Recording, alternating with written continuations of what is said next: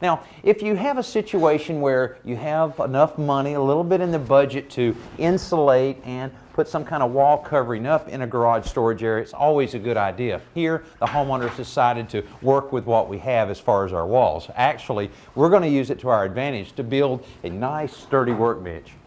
With a workbench, you have a couple of choices, freestanding or built-in.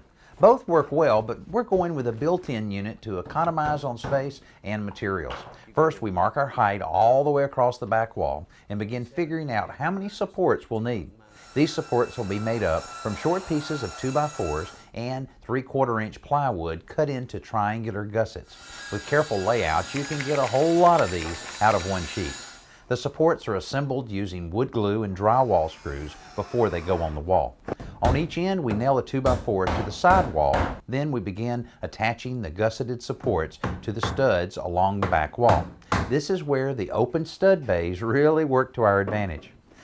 A 14-foot 2x4 is nailed across the front of the support, tying everything together and giving us a sturdy base for the 3/4-inch plywood top that we nail on next.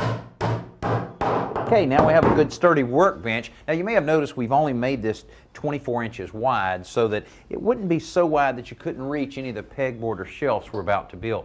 Another thing we did with the plywood is we allowed it to overhang 2.5 inches. This will make it a lot easier to clamp anything that we may need to clamp out on the edge of the workbench itself.